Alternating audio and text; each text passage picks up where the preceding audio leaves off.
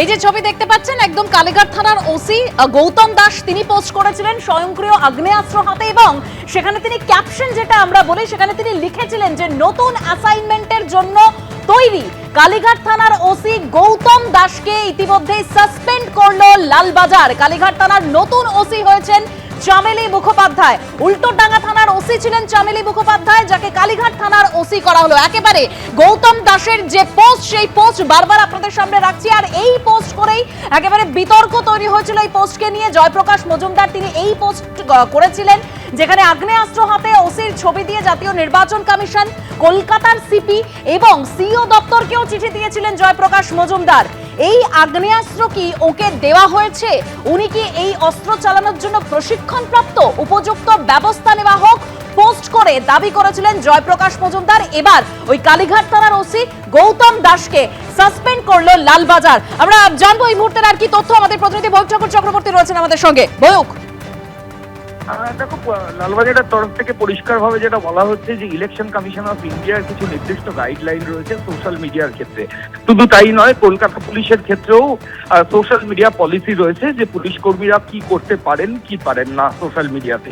এই কালীঘাট থানার অফিসার ইনচার্জের এই যে ছবি পোস্ট, সেটা এই যে ইসিআই এর যে নির্দিষ্ট গাইডলাইন সেটা শুধু ভাঙেনি, কলকাতা পুলিশের যে নির্দিষ্ট নিয়ম রয়েছে সোশ্যাল মিডিয়ার ক্ষেত্রে সেই নিয়মও লঙ্ঘন হয়েছে।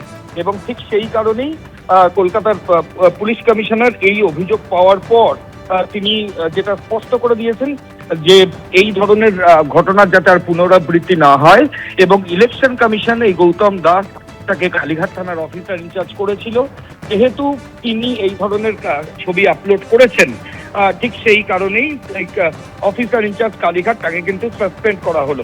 এবং কালীঘাট থানার নতুন ওসি হচ্ছেন চামেলি মুখোপাধ্যায়। চামেলি মুখোপাধ্যায় উল্টোডাঙ্গা থানার অফিসার ইনচার্জ ছিলেন, তাকে কালীঘাট থানার নতুন ওসি করা হয়েছে।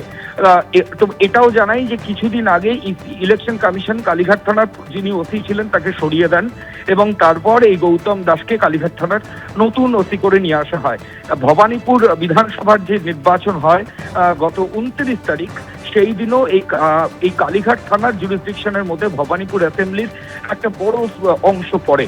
এবং সেদিনও আমরা দেখি যে গৌতম দাস তিনি রাস্তায় নেমে তার পুলিশিং করছিলেন, বিভিন্ন সময় অবৈধ জমায়েত থেকে শুরু করে বিভিন্ন সেগুলো সরানোর চেষ্টা করছিলেন। তার পরবর্তী ক্ষেত্রেই এই গৌতম দাসের এই ছবি আপলোড এবং ছবি আপলোড এবং তারপরে সাসপেন্ড করলো গৌতম দাসকে লালবাজার। ধন্যবাদ ময়ূক।